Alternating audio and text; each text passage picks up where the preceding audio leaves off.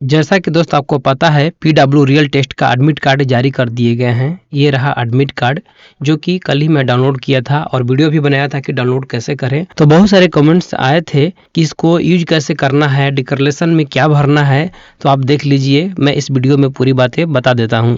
Admit card download करेंगे तो यहाँ पर सबसे पहले रियल टेस्ट लिखा हुआ, नीट लिखा होगा, एडमिट कार्ड लिखा रहता है और यहाँ पर आपका डिटेल्स रहता है, registration number, candidate name, gender, category लिखा रहता है। यहाँ पर फादर्स नेम लिखा रहता है, mother's name, date of birth सब लिखा रहता है। यहाँ पर आपका क्यूआर कोड रहता है और यहाँ पर हस्ताक्षर रहता है और यहाँ पर देखिए आपका एक फोटो लगा रहता है। इसके नीचे आप देखेंगे तो यहाँ पर आपका डिटेल्स रहता है कि आप किसके लिए अप्लाई किए हैं।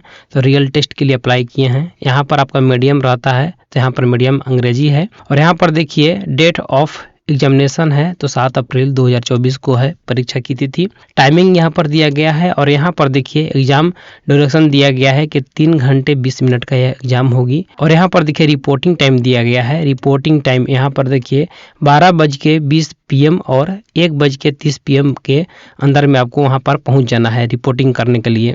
एंट्री गेट क्लोज हो जाएगा जो कि 1:30 PM पर, PM मतलब शाम में लगता है। और यहाँ पर देखिए स्टेट ऑफ टेस्ट सेंटर, यहाँ पर यह राजस्थान के लिए है। आप जहां के लिए भरे होंगे वहां का यहाँ पर नाम दिया रहेगा। यहाँ पर देखिए सिटी ऑफ टेस्ट सेंटर में कोटा राजस्थान दिया गया है और यहाँ पर देखिए टेस्ट सेंटर कोड यहाँ पर दिया गया है 101, आप पढ़ सकते हैं।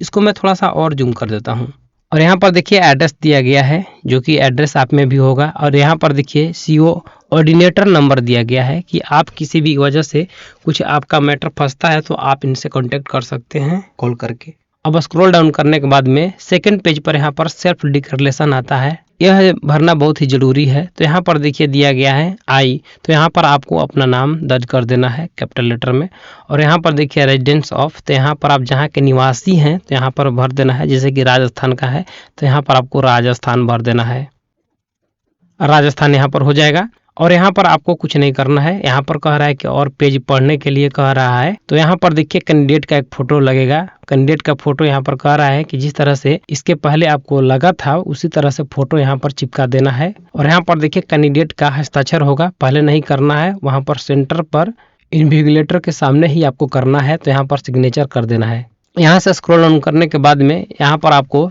पढ़ने के लिए कहा जा रहा है। थर्ड पेज यहाँ पर आ जाता है। यहाँ पर देखिए बताया गया है इंपॉर्टेंट इंट्रोडक्शन फॉर कैंडिडेट। यह कैंडिडेट के लिए इंट्रोडक्शन है जो पढ़ना बहुत ही जरूरी है।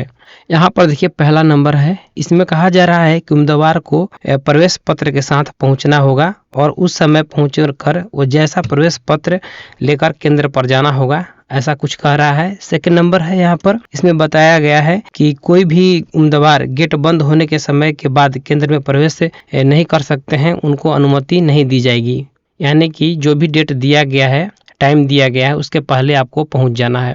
तीसरा नंबर में यहाँ पर देखिए कहा जा रहा है कि यदि कोई उम्मीदवार केंद्र को पहुंचने में असमर्थ है तो वह कोऑर्डिनेटर से संपर्क कर सकता है, जो उस पे ऊपर में नंबर दिया गया है। यहाँ पर इनसे संपर्क किया जा सकता है। यहाँ पर देखिए नंबर दिया गया है, इनसे संपर्क आप कर सकते हैं।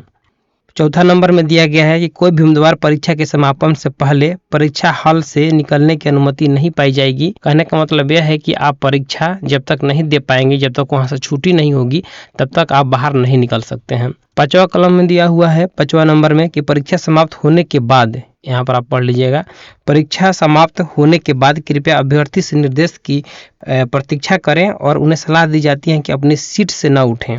एक बार बाहर जाने की अनुमति मिल सकती है, उसके बाद नहीं मिलेगी, तो इस पर आप विशेष ध्यान दीजिएगा। छठा नंबर में देखिए यहाँ पर कहा जा रहा है कि सभी उम्मीदवारों को प्रवेश पत्र के साथ दिए गए निर्देशों को डाउनलोड करके उनका पालन करना बहुत ही जरूरी है। तो केयरफुली आपको रीड करना है इंस्ट्रक्शन को, ताकि आपके लिए परेशानी न हो सके। यहाँ पर देखिए 7वां नंबर में कहा जा रहा है कि यह प्रवेश पत्र 3 पृष्ठों से मिलता है। यह प्रवेश पत्र जो है 3 पृष्ठ में मिलता है। एक में एडमिट कार्ड है, एक में डिक्लेरेशन है, अंत में यहाँ पर देखिए इंस्ट्रक्शन दिया गया है। ये तीनों पृष्ठों को आपको घोषणानामा के तहत आपको पढ़ लेना है। यहाँ पर देखिए 8वां कॉलम में बताया गया है 8वां नंबर में कि प्रवेश पत्र प्राविधिक है। कहने का मतलब है कि पात्रता शर्तों को पूरा करने पर यह आधारित है। इसको आप पढ़ लीजिएगा, एलिजिबल आप हैं, ये बुलेटिन की तरह है। और 9वां कॉलम में देखिए एक बताया गया है कि उम्मीदवारों को सलाह दी जाती है कि वे परीक्षा केंद्र की स्थिति की जाँच पहले कर लें। ठीक है। परीक्षा के एक दिन पहले जाकर कर ले, अगर कोई समस्या ना हो तो लोकेशन के बारे में आपको पता लगा लेना है एक दिन पहले। यहाँ पर देखिए 10वां नंबर में बताया गया है कि यदि धर्म आदत आपको विशिष्ट वस्त्र पहनने की आवश्यकता है तो कृपया केंद्र में गहरी जांच के लिए जल्दी से आएँ। यदि मान के चलिए आप हिंदू हैं, हिंदू में भी बहुत सारे लोग पंजाबी होते हैं, मुस्लिम हैं तो मुस्लिम में टोपी वोपी पहनते हैं, और अन्य धर्म है उसमें भी पहनते हैं।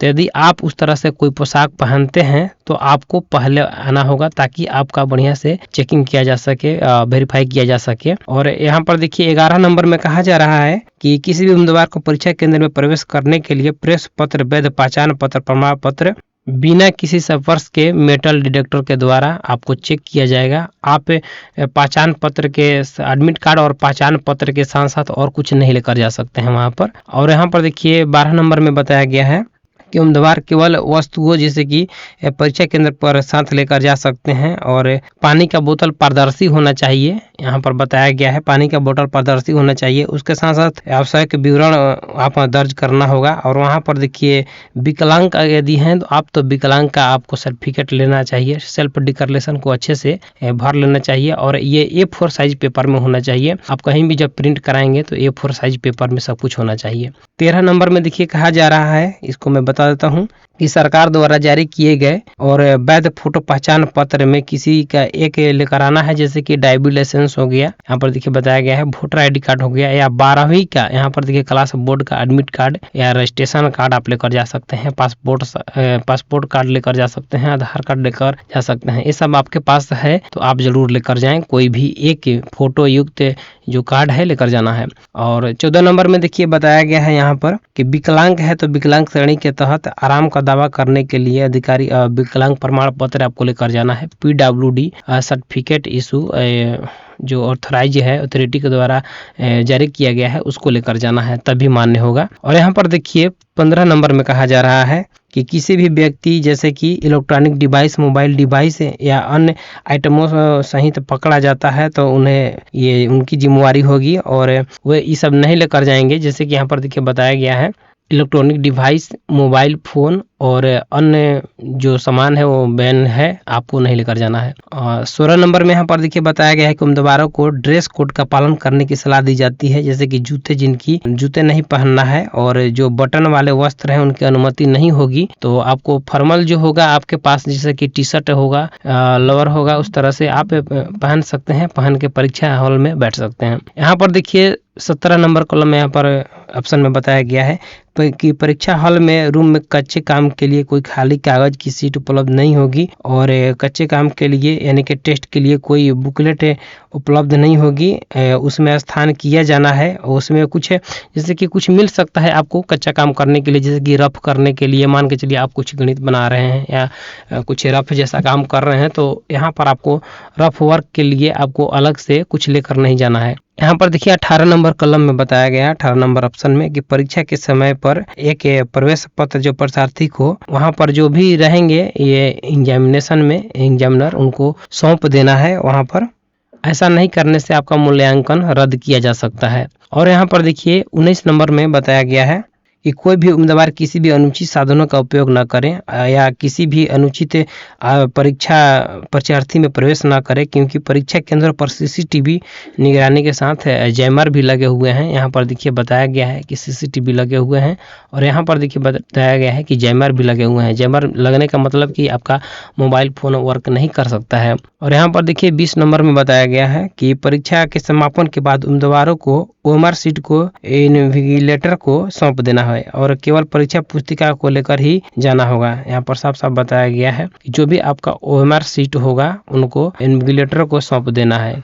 टेक्स्ट बुक आप लेकर जा सकते हैं, इसमें दो राय नहीं है। इसके साथ साथ आप देख लेंगे कि उनका सिग्नेचर भी होना चाहिए आपके पेपर पर। यहाँ पर देखिए 21 नंबर में बताया गया है कि उम्मीदवारों को PWD रियल टेस्ट वेबसाइट के नियमित रूप से अपडेट्स की जांच करते रहना है, सलाह दी जाती है। यहाँ पर देखिए वेबसाइट जो दिया गया है इनका रियल टेस्ट का, इस पर जाकर आपको जांच करना है। और यहाँ पर देखिए 22 नंबर में बताया गया है कि किसी भी स्पष्टीकरण या सहायता के लिए आप इनके हेल्पलाइन नंबर यहाँ पर बताया गया है, इस पर आप कॉल करके और पता कर सकते हैं। दोस्तों इस वीडियो में में पूरी बातें बता दिया हूँ कि एडमिट कार्ड के संबंधित जो भी जानकारी है आपको क्या क्या करना है, कैसे करना है। इस वीडियो में इतना ही। यदि आप बारीकी से जानना चाहते हैं तो वेबसाइट हिंदी.com पर पूरी हिंदी में बताया गया है, उसको आप रीड आउट कर लीजिएगा, जिसका लिंक वीडियो के डिस्क्रिप्शन में मौजूद है। इस वीडियो समेत कोई भी सवाल हो, सुझाव हो तो कमेंट बॉक्स में जरूर ठोक दीजिएगा।